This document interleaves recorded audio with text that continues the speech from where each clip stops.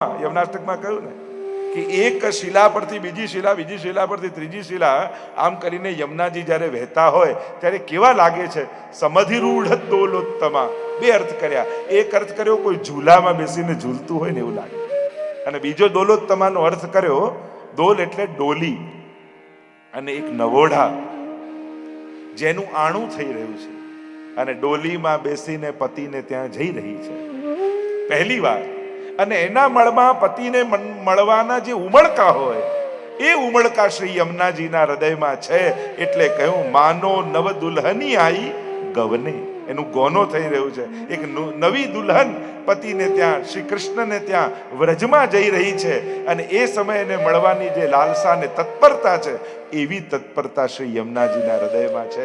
એમ કહી ગોવિંદ સ્વામીએ પોતાના પદને પૂર્ણ કરતા આગળ કહ્યું કે યમુનાજી જેવું દાતા કોણ, ઉદાર કોણ, અને એટલા માટે ગાતા કહ્યું શ્રી યમુના સિનાહી કો, શ્રી યમુનાજીથી મોટું દાતા કોણ. આપણે ત્યાં પુષ્ટિ માર્ગમાં 3 બહુ જ મોટા દાતા છે. એક છે શ્રી મહાપ્રભુજી, અદેય દાન દક્ષશ્ચ મહોદાર ચરિત્રવાન. શ્રી મહાપ્રભુજીનું નામ જ છે. વાર્તા પ્રસંગમાં દમલાજીની વાર્તામાં આવે દાન બડો કે દાતા, અને ત્યારે દમલાજી પ્રશ્ન કરે છે ગુસાઈજીને.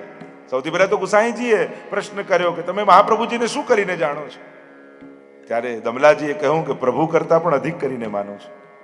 પ્રભુ કરતા અધિક કેમ? ત્યારે સામે પ્રશ્ન કર્યો દમલાજીએ કે દાન બડો કે દાતા, મોટું કોણ, દાન કે દાતા? કરોડોના ઢગલા પડ્યા હોય પણ કોઈ આપનારું ન હોય તો દાન પોતે જઈ શકે? કહ્યું દાતા મોટો છે. એમ જ શ્રીનાથજી બાબા એ દાન છે, પણ એને આપનારા દાતા શ્રી મહાપ્રભુજી છે. અને એટલા માટે હું મહાપ્રભુજીને પ્રભુ કરતા પણ અધિક જાણું છું, કારણ કે એમણે પોતાનું સર્વસ્વ અમને આપ્યું છે, અને એનો આનંદ અમે લઈ રહ્યા છીએ. જો મહાપ્રભુજી પ્રગટ થઈને ન બતાવત કે કોણ નિકુંજ નાયક શ્રીનાથજી, તો અમે ક્યાં જાણવાના હતા? ઘણીવાર મને વિચાર આવે, જો મહાપ્રભુજી ભૂતલ પર પ્રગટ ન થયા હોત તો આપણે બધા શું કરતા હોત? ક્યાં જઈને ઘંટડી વગાડતા હોત, ક્યાં જઈને તેલ ચડાવતા હોત, ક્યાં જઈને દૂધ ચડાવતા હોત, ક્યાં જઈને શું કરતા હોત આપણે? પણ આ બધામાંથી કાઢી આપણને સીધી સ્વરૂપની સેવા મહાપ્રભુજી આપી. આનાથી મોટો ઉપકારી બીજો કોણ હોઈ શકે? મોટા મોટા દેવતાઓ જેને ભજે છે એને સીધો આપણો હાથ પકડાવી દીધો. આનાથી મોટો ઉપકારી કોણ હોઈ શકે? જે આત્માનું કલ્યાણ સાધી આપે ને એનાથી મોટું ઉપકારી આપણા જીવનમાં બીજો કોઈ નથી. મદદ કરનારા દુનિયામાં ઘણા મળશે, પણ આપણી આત્માનું કલ્યાણ કરનારાઓ બહુ ઓછા મળતા હોય છે. બહુ ઓછા લોકો જીવનમાં એવા મળશે કે જે તમને કહેશે હવે તો હરિભજ, હવે તો ઠાકોરજીની સેવા કર, હવે તો એક પાઠ કર, હવે તો નામ લે. અને જેની પ્રેરણાથી, જેની કૃપાથી ઠાકોરજીમાં પ્રીતિ જાગી હોય ને એનો ઉપકાર ક્યારે ભૂલવો નહીં. જેના કોઈ ને કોઈ વચનથી ઠાકોરજીની સેવા કરવા, પુણ્ય કરવા, સત્કર્મ કરવા પ્રેરણા મળી હોય, ઉત્તમ વિચાર આપનારો સૌથી મોટો ઉપકારી છે. કારણ કે મોજ મજા કરાવનારા તો દુનિયામાં ઘણા મળશે, પણ આત્માનું કલ્યાણ સાધનાર. એટલે હું તો ઘણી વાર કહું કે કોઈ એક વૈષ્ણવનો એવો સંગ રાખવો કે જે આપણને સતત લૌકિકતામાં પણ અલૌકિકતાની સુધી કરાવતા રહે. અરે તમારા ઘરમાં પણ તમે ઉતાવળે ઓફિસ જતા હોય, પાછળથી અવાજ સંભળાય ને કે સાંભળો, પગે તો લાગતા જાઓ ઠાકોરજીને, આજે એકાદશી છે. આવો અવાજ ઘરે આવે ને તો પોતાની જાતને ભાગ્યશાળી માનજો. એ પિતા રૂપે હોય, મા રૂપે હોય, પત્ની રૂપે હોય, કોઈ પણ રૂપે હોઈ શકે, પણ લૌકિક વ્યસ્તતાની વચ્ચે પણ જે ભગવાનને યાદ અપાવી દે તો પોતાને નસીબવાળા માનવું કે મારા ઘરમાં કોઈ એક એવું પાત્ર છે કે જે મને પ્રભુની સુધી કરાવી અને મારા જીવનમાં સત્કર્મ બનાવી રાખે છે. એટલે એવાનો સંગ જરૂર રાખવો જે પ્રભુનું સ્મરણ કરાયા. તો મહાપ્રભુજી બહુ મોટા, અદેય દાન કોઈ ના આપી શકે એવું આપનારા શ્રી મહાપ્રભુજી છે. એટલે એનો ઉપકાર ક્યારે ભૂલવો નહીં. બીજા આપણે ત્યાં ઉપકારી છે શ્રી ગુસાઈ, કેવી કૃપા કરી છે. અને જેને શ્રી વિઠ્ઠલનાથ વિચારે રે, તેને પ્રગટ પદાર્થ ચારે રે, ઉપરાંત ભજન ફળ આપે રે. શ્રી ગુસાઈ જેવી કેવી કૃપા કરી છે. અને ત્રીજા આપણે ત્યાં કોઈ દાતા હોય તો શ્રી યમુના સિનાહી કો ઓર દાતા. યમુનાજીથી મોટો દાતા કોઈ નથી. યમુનાજી શું આપે છે? ભગવાન આપનારા એ મળ્યા, પણ ભાવ આપનારા ન મળે ને તો ભગવાન મળવું પણ અધૂરું કહેવાય. ભક્તિ માર્ગમાં ભગવાન કરતા પણ મોટું છે ભાવ આપનારો દાતા. કે જે ભક્તિ આપે છે, કે ભગવાન મળવું કઈ મોટી ઘટના થોડી. એ તો રાવણને મળ્યા, કંસને મળ્યા, શિશુપાલને મળ્યા, દુર્યોધનને મળ્યા, ભગવાન તો બધાને મળ્યા છે. ભગવાનને જોઈને શિશુપાલને શું યાદ આવ્યું? શ્લોકો યાદ આવે. કેમ ભગવાન મળવું જ બધું હોત તો કેવો આનંદ થઈ જવો જોઈએ. ભગવાન સામે ઉભા છે તો ગાળો યાદ આવી, કંસ હતો એને મારવાનું યાદ આવ્યું, રાવણને યુદ્ધ યાદ આવ્યું. અરે ભગવાન હતા તો હા ભગવાન હતા, ભાવ નહોતો. એટલે આપણા માર્ગમાં ફળ યા આપણું લક્ષ્ય ભગવાન નથી, આપણા માર્ગનું લક્ષ્ય ભગવત ભાવ છે. યમનાષ્ટક પણ કરો ને તો યમુનાજી પાસે વિનંતી કરજો, આજે યમનાષ્ટક થયો, મને ભાવ આપજો, મને ભક્તિ આપજો. મુકુંદ રતિ વર્ધિની આપ છો, પ્રભુમાં પ્રેમ પ્રગટાવનારા છો, મારા હૃદયમાં પણ પ્રભુ પ્રત્યે પ્રેમ પ્રગટાવો.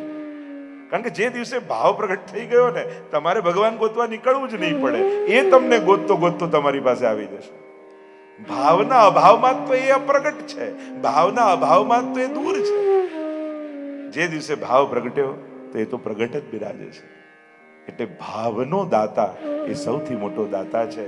અને શ્રી યમુનાસી નાહી કો ઓર દાતા, એમનાથી મોટો દાતા કોઈ નથી. કારણ કે ભાવની મૂર્તિમંત સ્વરૂપ એ જ યમુનાજી છે. એમ તો 8 વસ્તુનું દાન યમુનાજી કરે છે. અષ્ટ સિદ્ધિ નમામિ યમુનામહં સકલ સિદ્ધિ.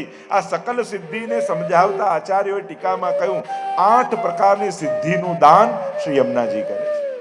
અને એ પેલા મર્યાદા માર્ગની અષ્ટ સિદ્ધિ નવનિધિ એ મર્યાદા માર્ગની નહીં, સામર્થ્યવાળી નહીં, સ્નેહવાળી સિદ્ધિઓ છે.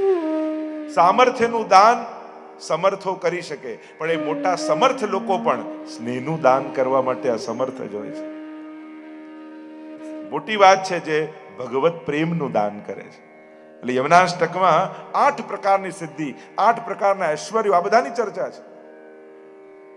8 સિદ્ધિનું દાન શ્રી યમુનાજી કરે છે. અષ્ટ સિદ્ધિમાં પહેલું કહ્યું, શ્રી યમુનાજી અલૌકિક સામર્થ્યનું દાન કરે છે. એવું સામર્થ્ય, અલૌકિક સામર્થ્ય જીવમાં આવી જાય કે આજ દેહથી ભગવત સ્વરૂપનો અનુભવ થવા લાગે.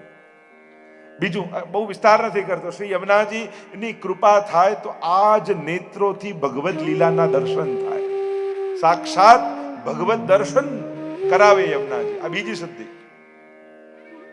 મર્યા પછી ભગવાન મળે એ તો મર્યાદા માર્ગની વાત.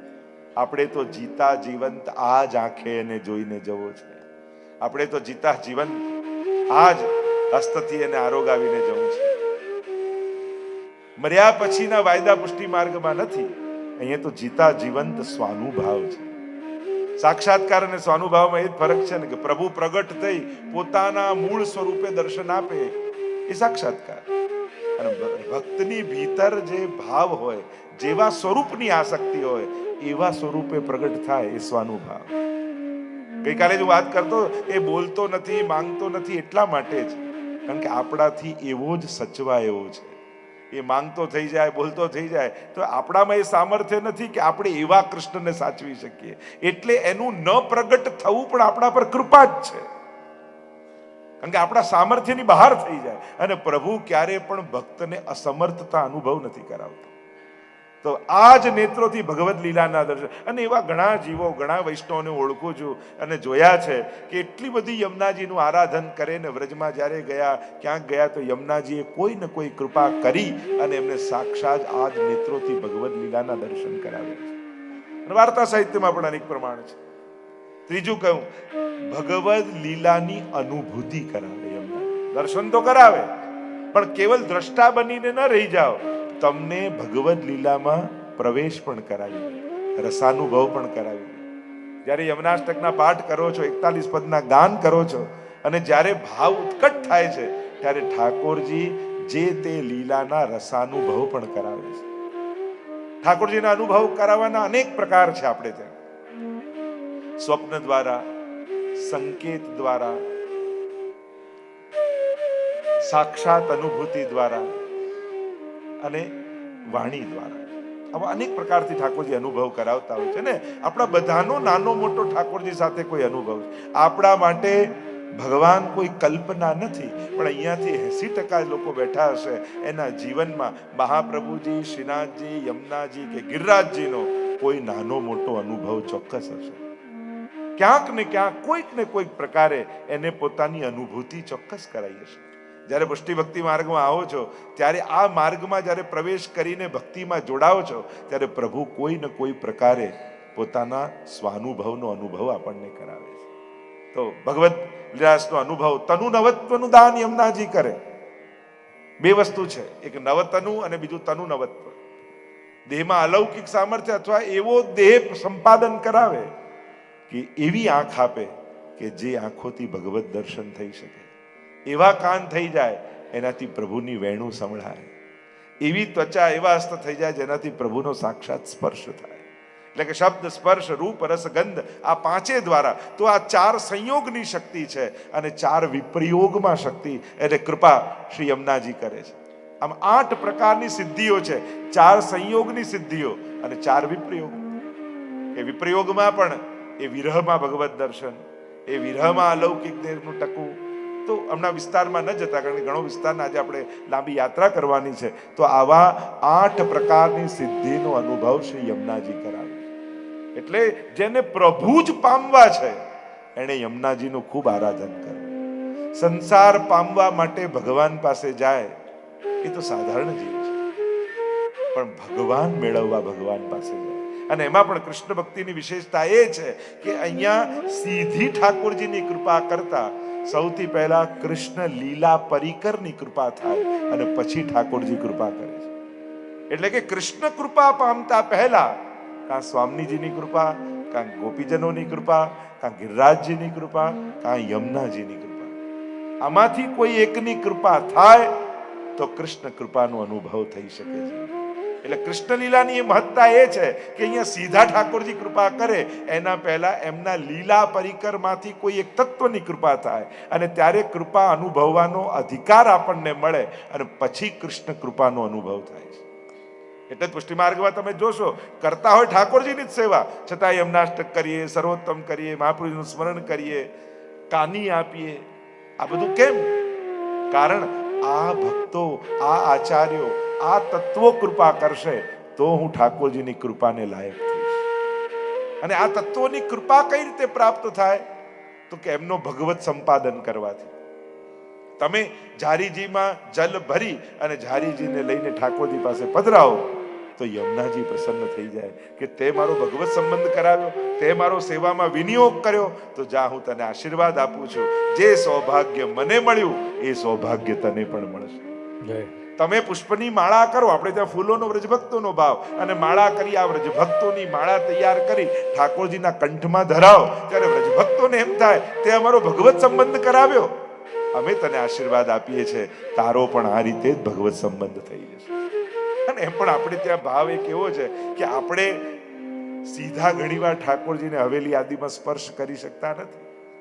એમ થાય પ્રભુના સ્વરૂપનો સ્પર્શ આપણને મળતો નથી, પણ પુષ્પની માળા બનાવતા બનાવતા એમ થાય આ મારા અડેલા ફૂલ ઠાકોરજીના વક્ષસ્થળ પર જઈને બિરાજશે તો મારો સ્પર્શ વ્રજભક્તોના માધ્યમથી ઠાકોરજીને પહોંચશે. આવો ભાવ આપણે ત્યાં આજે જારીની, બુહારીની સેવા, દરેક સેવાનો આ ભાવ. ઠાકોરજી ચોગાનમાં ખેલવા આવે અને પ્રભુ માટે હું બુહારી કરું તો પ્રભુની પ્રસન્નતાનું કારણ બનું. આ રીતે જેના થકી પણ ભક્તોની પ્રસન્નતા, વ્રજભક્તોની પ્રસન્નતા પ્રાપ્ત કરાવો છો તો એમની કૃપાના અધિકારી થાઓ છો. તો યમુના સિનાહી કો ઓર દાતા, જો ઇનકી શરણ જાત હૈ દौरी के, ताही को तिहि सिन छिन करत सनाथा. ताही को तिहि छिन कर सनाथा, जो इनकी शरण जात है दौरी के. જઈશું, કરીશું, પછી થશે. તમે એક દિવસ ટાળ્યું ને તો ઠાકોરજી એક વર્ષ ટાળી દેશે. અલૌકિક તકો સામે આવીને ઊભી હોય તો એને ટાળવી નહીં, કારણ કે બીજા કાર્યોના તો મુહૂર્ત વર્ષમાં ઘણીવાર આવે, પણ ભગવત સેવાનું મુહૂર્ત ગયું ને એ જલ્દી પાછું નથી આવતું. એટલે જ્યારે પણ કોઈ અલૌકિક કાર્ય કરવાની ક્ષણ મળે, જો ઘણીવાર થોડું તમારી 5 વાગ્યાની ટ્રેન હોય 5 વાગે ઉપડવાની અને 5 ને 5 પહોંચો તો કેટલા મોડા પડ્યા કેવા? 5 મિનિટ નહીં, 24 કલાક, કારણ કે એ ટ્રેન હવે કાલે મળશે. એમ થયું ને? કોઈના જન્મ દિવસે પ્રસંગ પૂરો થઈ ગયો 10 મિનિટ મોડા પહોંચો તો કેટલા મોડા પડ્યા કહેવાય? 1 વર્ષ, કારણ કે એ હવે આવતા વર્ષે આવશે. એમ જ આ 3 દિવસ જે કુટુંબના લોકો ચૂકી ગયા, તો આ પ્રસંગ કેટલા વર્ષે પાછો આવશે કોને ખબર છે? આપણને લાગે 5 મિનિટ, આપણને લાગે 10 મિનિટ, પણ એ ચૂકેલી 5 મિનિટ 1 વર્ષ ટાળી દે છે. એમ ભક્તિ, સેવા, સત્સંગમાં ચૂકી જાઓ તો જન્મ જન્માંતરના અંતરાયો પડી જાય. કોણ જાણે તક પાછી આવે કે? આપણને લાગ્યું 5 મિનિટ ગયા, એ 5 મિનિટ નથી ગઈ. આપણને લાગ્યું 3 દિવસ ન ગયા પછી, પણ આ 3 દિવસ, 3 દિવસો, સોમ, મંગળ, બુધ, ગુરુ બધું આવશે, પણ એ સત્સંગ અને યમના ગુણગાન મહોત્સવના નહીં આવે.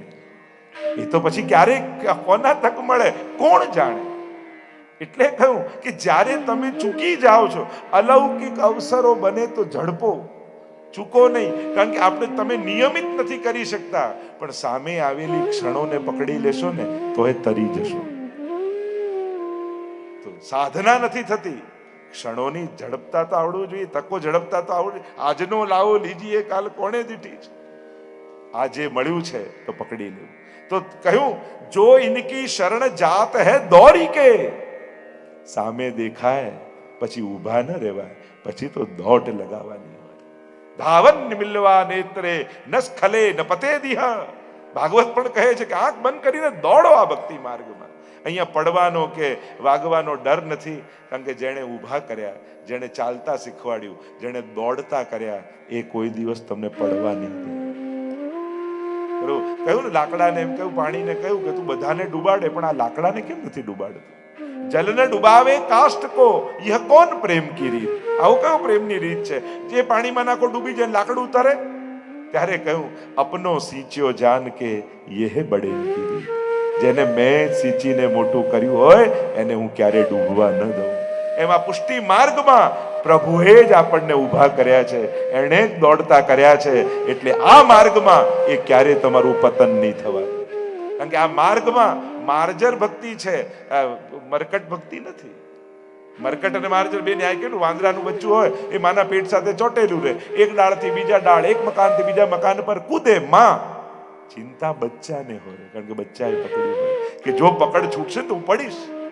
પણ બિલાડીના બચ્ચાને એક જગ્યાએથી બીજી જગ્યાએ લઈ જવું હોય ત્યારે બિલાડી પોતાના મોઢામાં પકડીને લઈ જાય. ત્યારે પકડ્યું બચ્ચાએ નહીં, માએ પકડ્યું છે. એટલે માને ચિંતા છે કે મારી પકડ છૂટશે ને તો આ પડી જશે. એમ પુષ્ટિ માર્ગમાં દ્રઢ કર બાહ ગહાવે. અહીંયા ઠાકોરજીનો હાથ પકડતા નથી, પકડાઈએ છે કે પ્રભુ અમારી તો આદત છે આજે પકડીએ કાલે છોડી દઈએ, પણ તમારી આદત એવી છે કે એકવાર જેનો હાથ પકડો એને ક્યારે છોડતા નથી. એટલે કહ્યું કે કેવા ઠાકોરજી છે, કેવા મહાપ્રભુજી છે કે એકવાર જેનો હાથ પકડ્યો એને ક્યારે છોડ. ગુલાબદાસની વાર્તા આવે, ગુલાબ ખાન થઈ ગયા, એવો દુસ્સંગ લાગ્યો. ગુસાઈજી પાસે એક વૈષ્ણવ આવ્યો ને કહેવા લાગ્યો મને આમ ચર્મ રોગ થયો, શું કરું? તો કે મારો એક પરમ વૈષ્ણવ આગ્રામાં રહે છે, ગુલાબદાસ, એના દર્શન કરીશ ને તો એ તારો રોગ જતો રહેશે. અને આખી આગ્રામાં ફરે છે, ગુલાબદાસ છે, ગુલાબદાસ છે, ગુલાબદાસ છે. અને ગુસાઈજીએ મોકલ્યા છે ક્યાંય કે અહીંયા તો કોઈ ગુલાબ, કોઈએ કહ્યું કે અહીંયા મેડી ઉપર ગણિકા ને ત્યાં કોઈ ગુલાબ ખાન રહે છે. એવું કે કોઈ નથી, પણ આ તો ન હોય છતાંય મળવામાં શું છે? અને જ્યાં આવીને દરવાજો ખટખટાવ્યો, દ્વાર ખુલ્યા, માથે ટોપી દાઢી. કોણ છો? જય શ્રી કૃષ્ણ કર્યા વૈષ્ણવ. અને રૂવાડા રૂવાડા ઉભા થઈ ગયા ગુલાબ ખાન. કોણ છો તમે? હું ગુસાઈજીનો સેવક છું. અને જ્યાં ગુસાઈજીનું નામ કર્ણમાં પડ્યું, હૃદય ઉભરાવા લાગ્યું. પણ અહીંયા કેમ? ગુસાઈજીએ કહ્યું છે કે ગુલાબદાસના દર્શન કરશો ને, એ મારો પ્રિય વૈષ્ણવ છે, એને જોતા જ તમારો રોગ મટી જશે. અને જો તમને જોતા જ મારો રોગ મટી રહ્યો છે. અને જ્યાં આ શબ્દ સાંભળ્યા ઘૂંટણીએ પડી ગયા. હું તો ભૂલીએ ગયો હતો કે મેં ક્યારે બ્રહ્મ સંબંધ લીધું, ગુસાઈજીનો સેવક થયો, પણ ગુસાઈજીએ મને ક્યારે છોડ્યો નથી. અને હાથ પકડી અર્થ સકળ તેનો સીધો લીલા માહે તાણીને. એ ગુલાબ ખાન થઈ ગયેલા ગુલાબદાસને યાદ કરે. આ કૃપા માર્ગ છે, એ છોડતા નથી. તો જો ઇનકી શરણ જાત હૈ દોડી કે તાહી કો તીહી છીનું કર સનાથા. એને એ જ ક્ષણે સનાથ. તો અનાથ અને સનાથમાં ફરક શું? જેના માથે નાથ ન હોય એ અનાથ, અને જેના માથે નાથ શ્રીનાથ વિરાજતો હોય એ બધા સનાથ જ છે. તો શ્રી યમુનાજી કૃપા કરીને શું કરે છે? અનંત જન્મોથી ભટકતા આ અનાથ જીવના માથે પોતાનો પ્રિય કંથ, એવા પોતાના નાથ શ્રીનાથ પધરાવી દે એટલે બધા સનાથ થઈ જાય છે. ઘણી વાર લોકો કે અરે અમે ઠાકોરજી પધરાઈ તો નહીં, પણ ડર લાગે, ભાઈ સચવાશે નહીં, થશે નહીં, નામ થશે. અરે પ્રભુ નથી ત્યાં સુધી ડરવાનું છે. ત્યારે ડર એ રાખો કે મારા જીવનમાં સંકટ આવે, વિપત્તિ આવે, વિપરીત આવે તો બચાવનારું કોણ મને? વસ્તુ યાદ રાખજો, એક માણસ મદદ કરી શકે, સુખી ના કરી શકે કોઈને, એનું દુઃખ દૂર ના કરી શકે, અફસોસ કરી શકે. કોઈ ગમે તેટલો સામર્થ્યવાન વ્યક્તિ હોય, મદદ કરે કે હું તારી હેલ્પ કરીશ, કોઈ એમ કે હું તને સુખી કરીશ. સુખ એના હાથમાં નથી, મદદ કરવું જ એનું સામર્થ્યની મર્યાદા છે. દુઃખ હોય તો અફસોસ કરી શકે, દૂર ના કરી શકે. એક હરિ જેવો છે જે સુખનો દાતા છે અને દુઃખનો હરતા છે. ઠાકોરજી બિરાજી જાય ને પછી નિર્ભય થઈ જાય, હવે મને બચાવનારો મારા ઘરે બિરાજે છે, મારો ઠાકોરજી બિરાજે છે. ઠાકોરજી તમારા દોષ જોવા નથી આવતા, તમારા દોષોને દૂર કરવા આવે છે. અને આપણા જ પ્રભુ છે ને. ક્યારેક વહેલું થયું, મોડું થયું, અનુકૂળ પ્રતિકૂળતા એ જાણે જ છે, એને બધી ખબર છે. એટલે કોઈ નાની નાની બાબતમાં ઠાકોરજી નારાજ થવા થોડી આવ્યા છે, એ તો કૃપા કરવા માટે આવ્યા છે. તો તાહી કો તીહી છીનું કર સનાથા. શ્રી યમુનાજી એને સનાથ કરી દે છે. પ્રભુમાં પ્રીતિનું દાન કરી એને સર્વ સિદ્ધિઓના દાન કરી. યહી ગુણગાન અને રસખાન રસના એક અને સહસ્ત્ર રસના ક્યો ન દઈ વિધાતા. કહ્યું યહી ગુણગાન, રસના એક એટલે કે આ જીવા એક જ છે, સહસ્ત્ર રસના ક્યો ન દઈ વિધાતા. કારણ કે સૌથી મોટી દિક્કત તકલીફનું કામ એ છે કે યમુનાજી તો અનંત ગુણોથી, ગુણ અપાર, મુખ એક કહાલો બરનીએ, અનંત ગુણોથી ભૂષિત છે. કે જ્યારે આવા મધુર ગુણગાન કરવાના છે તો જ્યારે એક જ જીવવા છે તો અમને તાપ થાય છે, અમારા રૂવાડે રૂવાડે જીવવા કેમ ન ઉગાડી? કે શેષ સહસ્ત્ર મુખ નિષદિન ગાવત તોહુ પાર ન પાવત તાહી પાવો. યમુનાજીના ગુણગાન તો એવા છે. સહસ્ત્ર મુખથી શેષજી એ કીર્તન ભક્તિનું પ્રતીક છે. નવધા ભક્તિમાં છે ને એક એક ભક્તિના બધા પ્રતીકો છે. શ્રવણ, ચક્ષુશ્રવા એ બી કહેવાય છે. શ્રવણમ કીર્તનમ વિષ્ણુ સ્મરણમ. તો શેષજીને કીર્તન ભક્તિના મૂર્તિમંત રૂપ માનવામાં આવે છે. હજારો મુખોથી અનંત ગુણોનું અહર્નિશ ગાન કરે છે તો પણ પામી નથી શકતા. એવા પ્રભુને યમુનાજીના એક વાર લેવા માત્ર નામથી સહજમાં પામી લેવાય છે.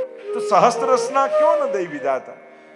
જ્યારે પણ ઠાકોરજીના દર્શન કરતા હો ને ત્યારે દર્શન કરતા કરતા એવો ભાવ કરવો કે પ્રભુ બે જ આંખ કેમ આપી?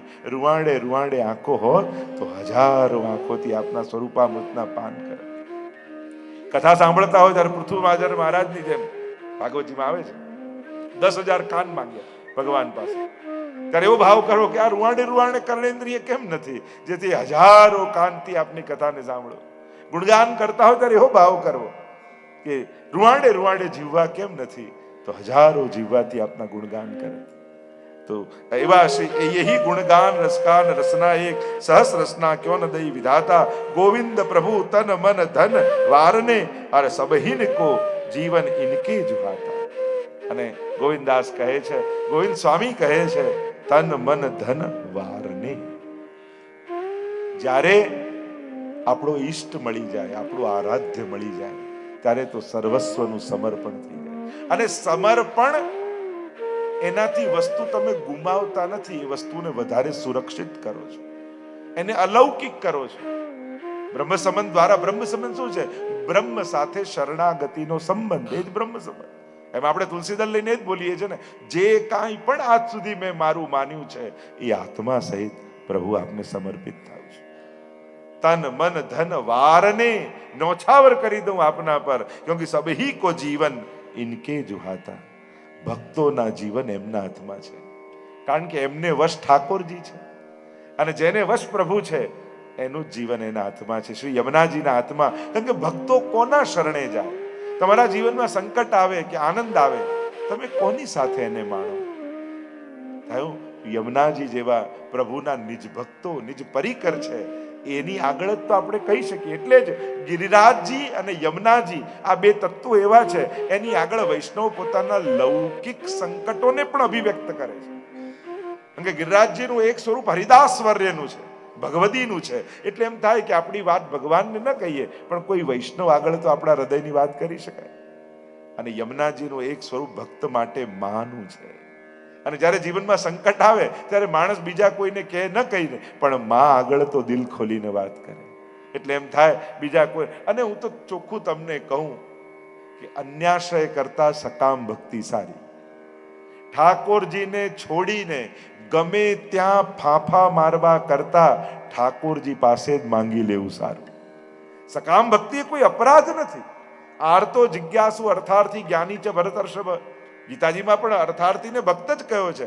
કામનાથી પ્રભુ પાસે માંગે એ પણ છે ભક્ત, ઉત્તમ ભક્ત નથી.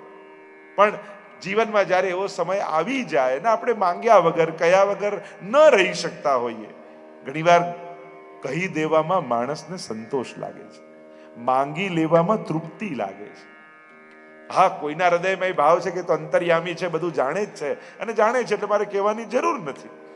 પણ છતાંય જીવ છે ને, આપણે ઉત્તમ નથી એ આ વાતને આપણે જાણીએ છીએ. આપણે સાધારણ છીએ, આપણે સાધારણ વ્યક્તિઓ છીએ. આપણી અંદર રાગ, દ્વેષ, ક્રોધ, લોભ, ઈર્ષા આ બધું છે.